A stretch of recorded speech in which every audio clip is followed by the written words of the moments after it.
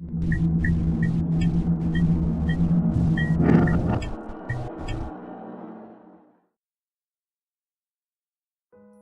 I was young, I wanted to be a psychiatrist. My college years, however, proved that I had a greater aptitude for smoking weed and playing video games than reading medical textbooks. And when I went up for medical school, surprise, I couldn't get in. I stayed in college a few more years, racking up debt and adding another major to my degree so I wouldn't have to go to grad school. Eventually, I ended up as a social worker. I did that job for 7 years before I became a teacher, and I've got quite a few stories from that time in my life. Some strange, and some sad. This one is both. I've reconstructed below an interview with Daniel, a 7-year-old boy who shot his father to death after the father murdered Daniel's mother. The case has stuck with me for many years, and I'd like to share it with you now. It's nice to see you again, Daniel. At this point in the interview, Daniel is looking at the floor. Do you know why I'm here? I want to talk about what happened to your father. Do you remember the story you told the detectives? Yes, sir. I can hear rustling on the audio tape as I reach in my pocket for candy and handing it to Daniel. Thank you, sir. You're welcome, Daniel. You're a very polite young man.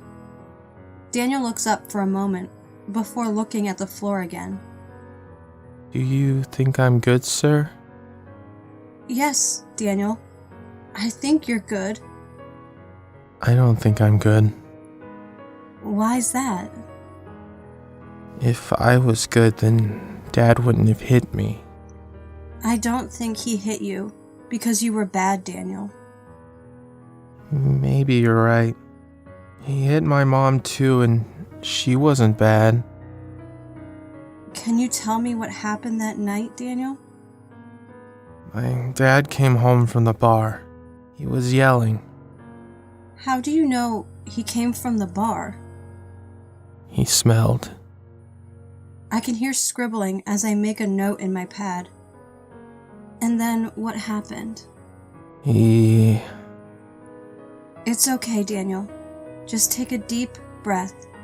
This is the last time you'll have to talk about it. Daniel's shoulders slump, and he digs his foot into the carpet. He started hitting my mom. And then? And then he stopped. My mom was crying, so I gave her Joe Seal. Who is Joe Seal? He's my teddy bear. He always makes me feel better when I'm crying. I thought he would make my mom feel better, too. Did he make her feel better? Daniel nods his head a bit. I think so. She smiled, but it was the sad kind of smile.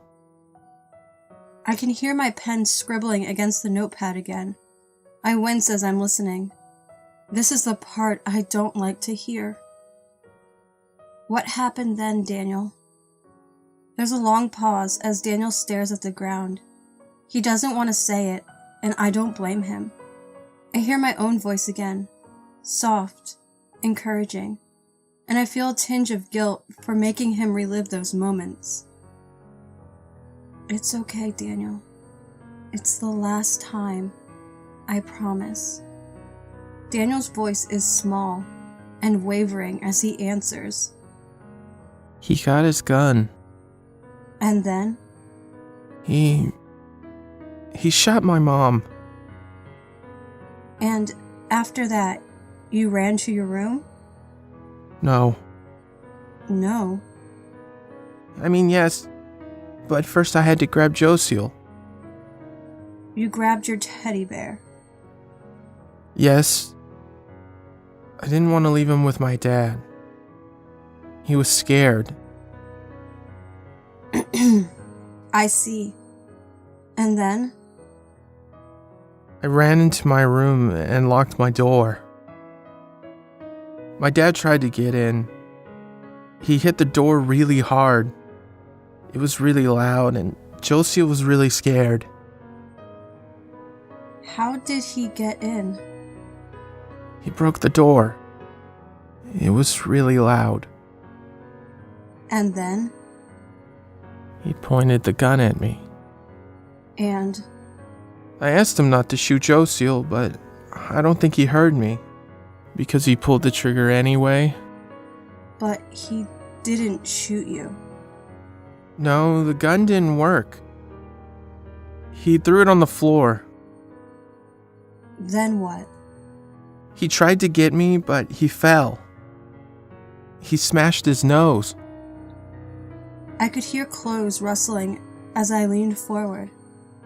What happened to the gun, Daniel? It started floating. Are you sure? What happened then? I heard my mom whisper in my ear. She told me to close my eyes. And did you? Yes. And The gun went off. did you see what happened to your dad? No. I kept my eyes closed. Did anything else happen? No, the police came and put a blanket on me and took me somewhere. I don't really remember that part. You're sure that's what happened? Yes? Thank you for your time, Daniel. I promise that's the last time you'll have to tell that story. Thank you. I don't like that story very much. I need to go make my report now. I'm going to leave you here with your aunt and uncle, okay? Okay.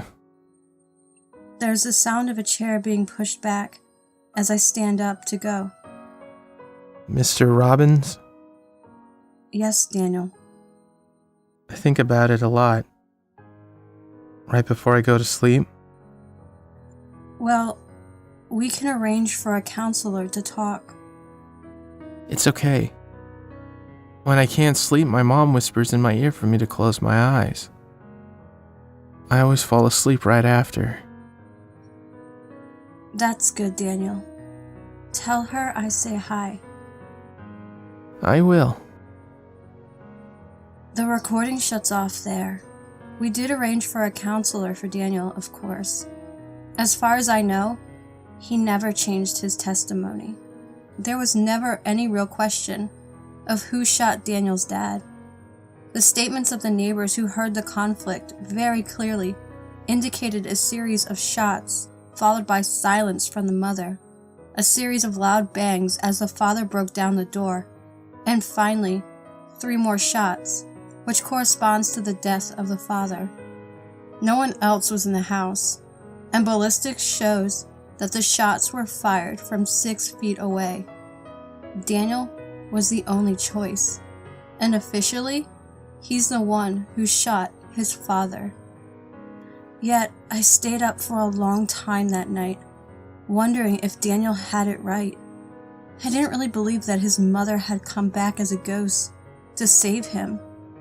But in Daniel's version of reality, his mother wasn't just a battered woman who died a pointless and violent death. She was a hero who defied death to save her son. In Daniel's version, he wasn't scared. He was protecting his teddy bear.